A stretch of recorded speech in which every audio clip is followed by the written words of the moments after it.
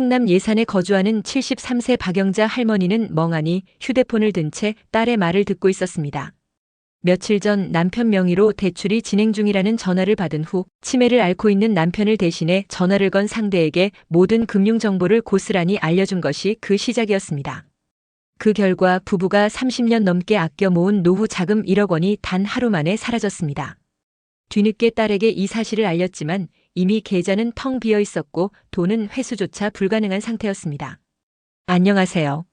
저는 30년 경력의 금융 보안 전문가입니다. 단 한 통의 전화. 하지만 그 한 통이 평생을 성실하게 쌓아온 피 같은 노후 자금을 단숨에 날려버릴 수 있습니다.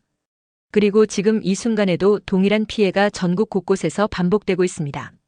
그 중에서도 특히 60세 이상 시니어층이 주요 타깃이 되고 있습니다.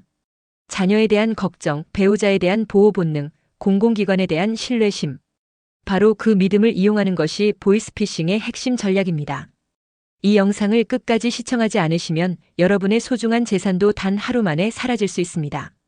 그러니 지금 이 순간 구독과 좋아요를 눌러 더 많은 분들에게 이 중요한 경고가 전달되도록 도와주세요. 오늘 제가 알려드릴 정보는 간단하지만 치명적인 피해를 막을 수 있는 핵심입니다. 바로 절대로 대답해서는 안 되는 질문입니다. 단 하나만 기억해도 피해 확률은 절반 이상 줄어듭니다. 대표적인 질문을 예로 들어보겠습니다. 고객님의 계좌에 이상 거래가 발생했는데 거래 내역을 확인해 보시겠어요? 이 말을 듣고 실제로 피해를 입은 분이 있습니다. 경기도 파주에 사는 72세 정영호 할아버지는 평범한 오후 은행이라고 밝힌 번호로부터 전화를 받았습니다. 목소리는 침착하고 전문적이었고 할아버지는 의심 없이 네, 확인해 주세요라고 대답했습니다. 그 다음은 너무도 빠르게 전개됐습니다. 본인 확인 절차라며 주민등록번호, 계좌번호, 심지어 보안카드 번호까지 요구되었고 불과 40분 만에 잔액 전부가 인출된 상태였습니다. 문제는 이들 사기범들이 실제 은행, 경찰서, 검찰청 번호와 동일하거나 유사한 스푸핑 기술을 사용한다는 점입니다. 그래서 일반적인 번호 확인만으로는 식별이 어렵습니다. 더군다나 자녀를 사칭하거나 건강보험공단 세무서 등 공공기관을 위장해 전화를 걸어오는 경우가 많기 때문에 더욱 철저한 예방이 필요합니다. 여기서 핵심은 단 하나입니다. 모르는 번호로 온 전화에서 개인정보, 금융정보를 요구하면 절대 응답하지 마세요. 그 어떤 기관도 전화를 통해 주민등록번호나 계좌정보를 요구하지 않습니다. 또한 가족이나 지인이 위험에 처했다고 연락이 왔을 때는 즉시 본인에게 다시 연락을 취해 확인하는 습관을 들이시기 바랍니다. 사기범들은 긴박한 상황을 조작해 생각할 틈을 주지 않고 결정을 유도하는 방식으로 접근합니다. 대전 동구에 거주하는 74세 정영호 어르신은 며칠 전 한 통의 전화를 받았습니다. 상대방은 은행 상담원이라고 자신을 소개하며 정중한 목소리로 말했습니다. 정영호 고객님 맞으시죠? 고객님의 계좌에서 이상 거래가 발견되어 확인이 필요합니다. 거래 내역 확인 도와드릴까요? 놀란 정 어르신은 무심결에 어떻게 확인하면 되나요? 라고 물었습니다. 그러자 상담원은 앱을 설치하시면 쉽게 확인하실 수 있습니다라고 답하며 설치 방법까지 차근차근 안내했습니다. 어르신은 별 의심 없이 앱을 설치했고 상담원의 지시에 따라 이름과 계좌번호, 보안번호 등을 입력했습니다. 하지만 그 앱은 실제 은행 앱이 아니라 원격 조작 프로그램이었습니다. 범죄자들은 정 어르신이 모르는 사이에 휴대폰을 원격으로 조작했고 평생을 모아온 4억 6천만 원이 단 몇 분 만에 통장에서 인출됐습니다. 더 안타까운 건 이 모든 일이 진행되는 동안 어르신은 자신의 돈이 빠져나가는 것도 알지 못했다는 점입니다. 범죄자들은 앱을 통해 휴대폰 알림을 모두 차단해버렸기 때문입니다. 이런 상황, 여러분이라면 어떻게 대응하시겠습니까? 가장 현명한 방법은 이렇게 말씀하는 겁니다. 직접 은행에 가서 확인하겠습니다. 그리고 즉시 전화를 끊는 것입니다. 절대로 전화로 받은 안내대로 앱을 설치하지 마세요. 의심이 들면 전화를 종료한 뒤 반드시 은행 카드 뒷면에 있는 공식 고객센터 번호로 직접 연락해 확인하세요. 기억하셔야 할 점은 실제 은행이나 공공기관에서는 절대 전화로 앱 설치를 요구하지 않습니다. 그런 요구가 나온다면 100% 사기라고 생각하셔도 됩니다. 이제 두 번째 피해 사례를 소개합니다. 강원도 원주시에 거주하는 68세 고미숙 할머니는 평화로운 오후에 금융감독원이라고 표시된 번호로 전화를 받았습니다. 상대방은 전문적인 말투로 이렇게 말했습니다. 고객님 명의로 불법 대출이 발생했습니다. 본인 확인을 위해 신분증 사진을 보내주시면 도용 여부를 확인해 드리겠습니다. 할머니는 처음엔 망설였지만 상대가 자신의 이름, 생년월일, 주소까지 정확히 말하자 불안한 마음에 주민등록증 사진을 찍어 전송했습니다. 그 결과는 충격적이었습니다. 다음 날 고 할머니 명의로 휴대폰 3대가 개통되고 신용카드가 발급되었습니다. 그리고 한 달 안에 총 5천만 원 상당의 대출이 발생한 사실이 확인됐습니다. 단 한 장의 신분증 사진이 인생을 무너뜨린 셈입니다. 더 심각한 문제는 이 피해가 단기간에 끝나지 않는다는 점입니다. 사기범들이 유출된 정보를 이용해 타인 명의로 또 다른 범죄에 활용할 수 있기 때문입니다. 실제로 고 할머니는 그 후 1년 넘게 명예 도용 문제로 고통을 겪으며 금융거래 제한과 신용도 하락까지 이어졌습니다. 이제부터는 반드시 기억해 주세요. 신분증은 절대 전화나 문자로 보내지 마세요. 직접 기관을 방문하겠습니다. 라고 말한 후 즉시 전화를 끊으세요. 실제 금융기관이나 공공기관은 전화나 문자로 신분증 사진을 요구하지 않습니다. 신분 확인이 필요할 경우에는 반드시 직접 방문하도록 안내합니다. 또한 최근에는 경찰, 검찰을 사칭하는 사례도 많습니다. 귀하의 명의로 범죄 계좌가 발견되었습니다. 계좌 동결을 위해 신분증 확인이 필요합니다. 이런 말로 겁을 주며 개인정보를 요구하는 사기가 빈번히 발생하고 있으니 반드시 주의하셔야 합니다. 전남 순천시에 사는 74세 박정순 할머니는 어느 날 오후 대형 카드사라고 밝힌 전화 한 통을 받았습니다. 상담원이라고 자신을 소개한 남성은 다급한 목소리로 말했습니다. 박정순 고객님, 지금 고객님 명의로 심각한 명의 도용이 발생했습니다. 다른 사람이 고객님 이름으로 고가의 카드를 사용 중입니다. 본인 확인을 위해 방금 전송된 인증번호를 불러주세요. 놀란 박 할머니는 휴대폰에 도착한 6자리 인증번호를 그대로 불러주었습니다. 그리고 그날 저녁 고급 프리미엄 카드 3장이 할머니 명의로 발급되었고 하루 만에 수백만 원이 결제되기 시작했습니다. 카드사도 인증 절차가 정상적으로 이루어졌기에 이상 거래로 인식하지 못했습니다. 여기서 꼭 기억하셔야 할 점이 있습니다. 인증번호는 디지털 도장이자 최종 본인 인증 수단입니다. 이 번호가 유출되면 신용카드 발급, 대출 신청, 계좌 이체 등 거의 모든 금융거래가 가능해집니다. 사기범들은 주로 명예 도용, 범죄 연루, 긴급 처리 등의 단어로 공포심을 자극하고 판단력을 흐리게 만든 뒤 인증번호를 요구합니다. 이런 전화를 받으시면 반드시 이렇게 말씀하세요. 제가 직접 카드사에 확인하겠습니다. 그리고 즉시 전화를 끊으세요. 진짜 금융기관은 절대로 전화로 인증번호를 요구하지 않습니다. 인증번호는 철저히 본인만 알고 있어야 할 개인정보입니다. 두 번째 사례는 정부 지원금을 이용한 사기입니다. 경북 구미시에 거주하는 70세 이분자 할머니는 어느 날 오전 보건복지부라고 자칭하는 전화를 받았습니다. 상대방은 매우 정중한 어조로 말했습니다. 어르신, 정부에서 65세 이상에게 특별 긴급 지원금 35만 원을 지급 중입니다. 아직 신청 안 하셨죠? 지금 바로 신청 도와드릴게요. 정부 지원금에 관심이 많았던 할머니는 안내에 따라 신청 전용 앱을 설치했습니다. 이후 상담원의 지시에 따라 주민등록번호, 계좌번호, 공인인증서, 비밀번호까지 입력했습니다. 그리고 몇 시간 후 통장에 있던 1천만 원이 전액 인출됐습니다. 이 사기의 핵심은 앱을 통해 기기에 설치된 악성 코드가 개인정보를 탈취하고 동시에 계좌를 해킹하고 대출까지 실행하는 데 있습니다. 이처럼 사기범들은 정부 정책과 시기성을 정확히 파악해 가짜 앱과 가짜 안내로 시니어층을 노립니다. 실제로 정부에서 새로운 지원 제도를 발표한 직후에는 유사 사기가 급증하는 경향이 있습니다. 이런 전화를 받으시면 반드시 이렇게 말씀하세요. 정부 지원금은 주민센터에 직접 방문해서 확인하겠습니다. 그리고 즉시 전화를 끊으세요. 진짜 정부는 전화나 문자로 지원금 신청을 요구하지 않습니다. 특히 앱 설치를 요구한다면 100% 사기입니다. 실제 정부 지원금은 주민센터나 정부 공식 홈페이지를 통해 접수하도록 안내합니다. 세 번째 사례는 가족을 사칭한 긴급 전화입니다. 자녀가 사고를 당했습니다. 병원비를 입금하셔야 합니다. 이 한마디는 많은 부모님의 마음을 무너뜨립니다. 실제로 서울 송파구에 거주하는 75세 김경자 할머니는 아들 목소리와 유사한 전화를 받고 병원비 명목으로 300만 원을 송금하셨습니다. 나중에야 자녀는 멀쩡히 직장에 출근 중이었다는 사실을 확인하고 충격에 빠지셨습니다. 사기범들은 AI 기술을 활용해 자녀 목소리까지 흉내내며 부모님의 판단력을 흐리는 방식으로 사기를 실행합니다. 이런 전화를 받으면 내용을 그대로 믿지 마시고 자녀에게 즉시 다시 전화를 걸어 확인해야 합니다. 진짜 위급 상황이라면 응급실에서는 반드시 보호자에게 직접 전화합니다. 이런 전화에는 반드시 이렇게 말씀하세요. 자녀와 직접 통화하겠습니다. 그리고 즉시 전화를 끊으세요. 경기 안산시에 사는 73세 김말순 할머니는 평소처럼 오후 햇살을 맞으며 집안일을 하고 있었습니다. 그때 휴대폰으로 낯선 번호에 전화 한 통이 걸려왔습니다. 전화를 받자마자 흐느끼는 목소리가 들렸습니다. 엄마, 나 영희야, 사고 났어. 너무 무서워. 할머니는 목소리가 평소와 다르다는 것을 느꼈지만 딸이 우는 상황이라 불안한 감정이 앞섰고 그대로 이야기를 들었습니다. 바로 이어서 또 다른 사람이 전화를 받았습니다. 김말순 여사님 맞으시죠? 저는 서울중앙병원 응급실 간호사입니다. 따님이 교통사고로 응급수술이 필요합니다. 지금 수술비 500만 원을 송금하셔야 수술을 시작할 수 있습니다.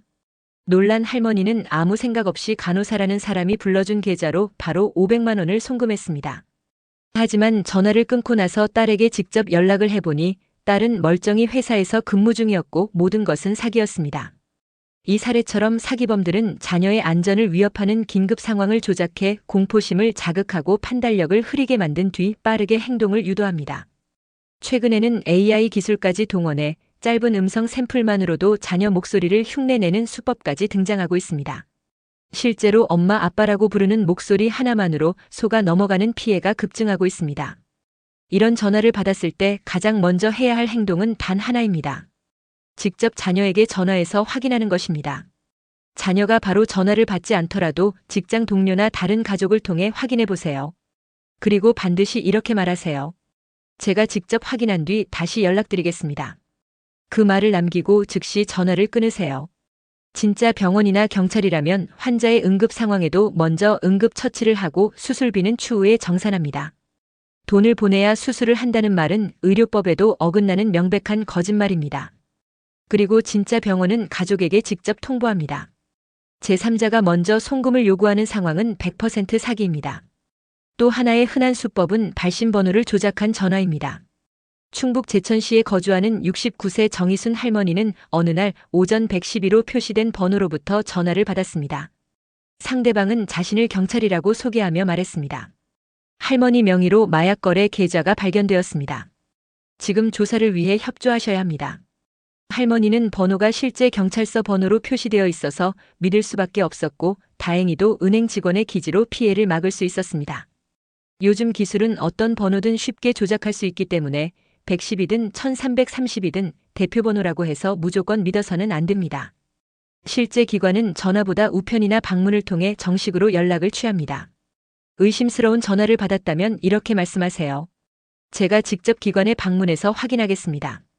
그리고 즉시 전화를 종료하세요. 비슷한 사례는 곳곳에서 이어지고 있습니다. 부산 동래구에 사는 76세 최종철 할아버지는 어느 날 KB국민은행을 사칭한 번호로 전화를 받았습니다. 할아버지 계좌에서 이상 거래가 발생했는데 본인 확인을 위해 인증 절차가 필요합니다. 최 할아버지는 의심이 들어 침착하게 이렇게 말했습니다. 제가 직접 은행 지점에 가서 확인하겠습니다. 그리고 전화를 끊고 가까운 은행 지점을 방문해 피해를 사전에 막을 수 있었습니다. 서울 마포구에 거주하는 72세 박영수 어르신은 어느 날 은행 계좌에 이상 거래가 있다는 전화를 받고 깜짝 놀랐습니다. 하지만 이전에 들었던 교육 내용을 떠올리며 당황하지 않고 이렇게 말했습니다. 제가 직접 은행 지점에 방문해서 확인하겠습니다. 그는 바로 근처에 있는 영업점을 찾아가 사실 여부를 확인했고 결과적으로 계좌에는 아무 이상도 없었으며 은행 측에서도 그런 전화를 한 적이 없다고 했습니다. 단 한 번의 지점 방문으로 박 어르신은 수백만 원대의 피해를 사전에 막을 수 있었던 것입니다. 이처럼 직접 방문은 모든 의심을 가장 확실하게 해결할 수 있는 방법입니다. 금융기관과 관련된 문제라면 전화나 문자보다 지점 확인을 우선하는 습관이 가장 안전합니다. 또 한 가지 중요한 예방수칙은 가족 비상 연락망을 미리 구성해 두는 것입니다. 경기도 광주시에 사는 71세 박정숙 할아버지는 아들이 교통사고를 당해 긴급 수술비가 필요하다는 전화를 받았습니다. 아들에게 바로 전화를 걸었지만 연결되지 않자 평소에 저장해 두었던 며느리의 직장 연락처로 바로 연락해 상황을 확인했습니다. 며느리는 남편이 지금 회의 중이라 전화는 못 받지만 아무 일도 없다고 알려주었고 할아버지는 보이스피싱이라는 사실을 곧바로 알아차릴 수 있었습니다. 이 사례처럼 자녀의 회사 번호, 배우자의 연락처, 가까운 지인 등 다양한 비상 연락처를 준비해두면 위급시 빠르게 대처할 수 있습니다. 의심스러운 전화가 왔을 때는 무조건 전화를 끊고 직접 확인하는 습관이 필요합니다. 중요한 연락이라면 다시 전화가 올 것이기 때문입니다. 충남 서산시에 거주하는 68세 김순자 할머니는 어느 날 국민연금공단 직원이라고 자신을 소개하는 사람으로부터 전화를 받았습니다. 상대는 연금 추가 지급을 위해 계좌 정보가 필요하다고 말했습니다. 김 할머니는 전화를 끊고 곧바로 아들에게 상황을 설명했고 아들의 확인을 통해 그 전화가 보이스피싱 시도였다는 사실을 알 수 있었습니다. 특히 오늘까지만 신청 가능하다거나 지금 당장 처리해야 한다는 식의 말은 대부분 사기입니다. 천천히 생각하고 주변 가족이나 지인과 먼저 상담하는 것이 가장 현명한 대응입니다. 또 하나의 강력한 예방법은 보이스피싱 감지 앱을 스마트폰에 설치하는 것입니다. 요즘은 금융감독원, 경찰청 등 공공기관에서 제공하는 공식 앱이나 의심 전화를 자동으로 차단해주는 민간 앱들이 많이 보급돼 있습니다. 광주 북구에 사는 75세 이영호 어르신은 자녀의 권유로 스마트폰에 후후 앱을 설치했습니다. 어느 날 경찰청을 사칭하는 의심 전화가 걸려왔지만 앱이 위험 경고 알림을 보내주었고 이 어르신은 곧바로 전화를 끊어 피해를 막을 수 있었습니다. 현재 널리 사용되는 보이스피싱 차단 앱에는 경찰청 스미싱 차단 앱, 금융감독원 파인, 그리고 민간 앱인 후후, 후스콜 등이 있습니다. 대부분 무료로 제공되며 의심 번호에 대한 경고나 차단 기능을 자동으로 제공합니다. 요즘 보이스피싱은 하루 만에 끝나지 않습니다. 며칠 심지어 몇 주에 걸쳐 신뢰를 쌓은 뒤 범행을 저지르는 지능적 수법도 등장하고 있습니다. 또는 진짜 금융기관 홈페이지처럼 보이는 가짜 사이트를 만들어 사용자가 진짜라고 믿게 만들고 정보를 입력하게 유도하기도 합니다. 이처럼 수법이 정교해질수록 가장 중요한 것은 의심하고 확인하는 습관입니다. 절대 잊지 마세요. 내가 먼저 전화하지 않은 상대에게는 어떤 정보도 주지 않는다. 이 단순한 원칙이 수천만 원의 피해를 막는 최고의 방어벽이 될 수 있습니다. 또한 고령의 부모님이나 조부모님은 스마트폰 사용이 익숙하지 않을 수 있습니다. 가족들이 함께 도와서 예방 앱 설치를 도와드리고 새로운 사기 수법에 대해 주기적으로 알려드리는 것이 무엇보다 중요합니다. 실제로 제가 진행한 금융보안 교육에서 직접 교육을 받은 어르신들이 실제로 보이스피싱을 막은 사례도 있습니다. 충북 청주시에 거주하는 74세 이명환 어르신은 교육에서 배운 대로 의심스러운 전화를 받자 이렇게 말했습니다. 직접 은행에 가서 확인하겠습니다. 그리고 전화를 끊은 뒤 직접 방문했고 그 한마디 덕분에 전 재산에 해당하는 8천만 원 피해를 막을 수 있었습니다. 경북 포항시에 거주하는 78세 박수임 어르신은 평소처럼 TV를 보던 오후 낯선 전화 한 통을 받았습니다. 전화 속 남성은 낮고 권위적인 목소리로 이렇게 말했습니다. 박수임 씨 맞으시죠? 저는 서울중앙지검 금융범죄수사팀 김영사입니다. 고객님 명의로 된 계좌가 마약 자금으로 사용된 정황이 확인되었습니다. 지금 바로 조사에 협조하셔야 합니다. 계좌에 있는 돈은 안전계좌로 옮겨두셔야 합니다. 평소 같았으면 당황했을 상황이었지만 박 어르신은 며칠 전 복지관에서 들은 보이스피싱 교육이 떠올랐습니다. 앱 설치 요구, 계좌 이체 요청, 공포감을 유도하는 말, 이건 보이스피싱이야. 그렇게 침착하게 대응한 박 어르신은 제가 직접 경찰서에 방문해서 확인하겠습니다라고 말하고 즉시 전화를 끊었습니다. 그 후 인근 지구대로 직접 가 신고를 접수했고 결과적으로 같은 수법을 반복하던 범죄 조직의 활동 정황이 드러나며 경찰 수사에 결정적인 단서를 제공할 수 있었습니다. 박 어르신은 결국 지역 경찰서에서 감사장을 수여받았고 같은 아파트 단지 내 여러 어르신들 역시 그 소식을 들으며 사전에 경각심을 가질 수 있었습니다. 또 다른 사례는 경기도 안산시에 사는 82세 김영식 어르신에게서 나왔습니다. 그는 어느 날 은행을 사칭한 전화를 받고 해외로 송금이 진행 중이다. 본인이 아니면 앱을 통해 확인이 필요하다는 말을 들었습니다. 하지만 김 어르신은 단호했습니다. 앱 설치를 유도하는 전화는 무조건 사기다. 은행은 그렇게 하지 않는다. 그는 전화를 끊은 후 직접 은행 영업점을 방문해 사실 여부를 확인했고 실제로 아무런 송금 내역이 없다는 것을 확인했습니다. 이처럼 사전에 대응법을 알고만 있어도 수천만 원의 피해를 예방하는 것은 충분히 가능합니다. 핵심은 단 하나 의심하는 습관입니다. 낯선 번호, 권위적인 말투, 급박한 상황을 연출하는 말. 이 모든 것은 여러분이 차분하게 행동하도록 돕는 경고 신호라고 생각하시면 됩니다. 보이스피싱을 예방하는 가장 강력한 무기는 정보보다도 습관입니다.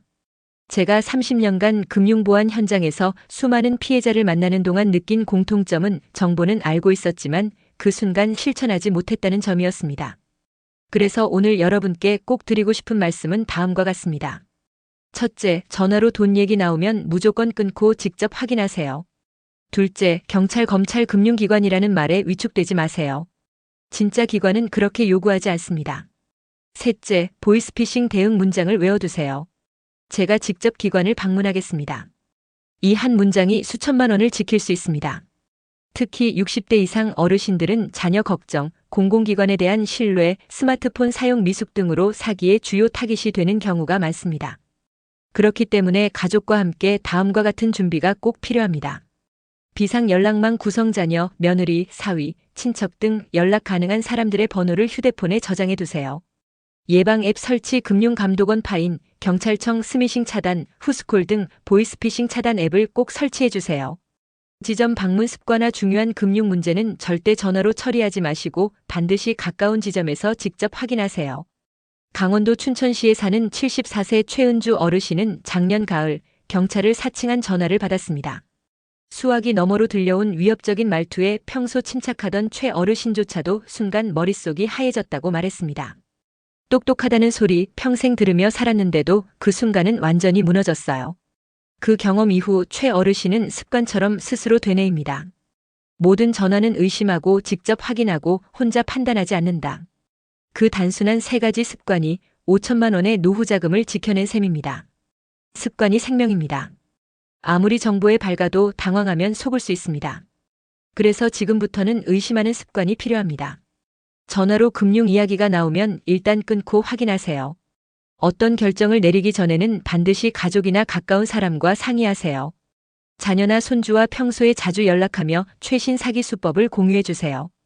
부모님 휴대폰에는 보안 앱을 설치해드리고 정기적으로 점검해 주세요. 이런 작은 실천이 수천만 원의 피해를 막아주는 가장 확실한 대비책입니다.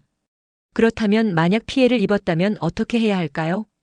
피해 발생 후 신속하게 행동하면 피해 금액의 일부 혹은 전부를 되찾을 수도 있습니다.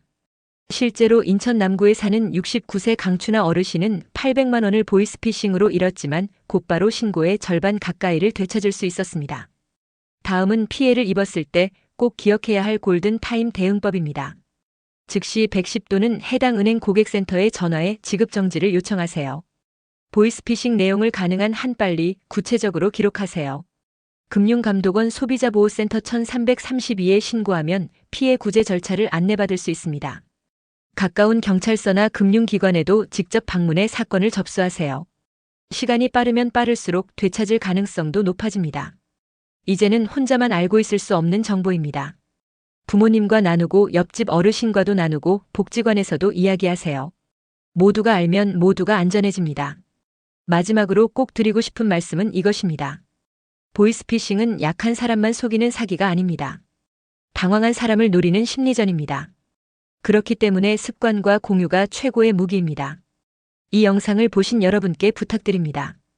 부모님, 조부모님께 이 영상을 꼭 공유해 주세요. 그리고 좋아요와 알림 설정까지 해두시면 다음 영상도 놓치지 않고 보실 수 있습니다.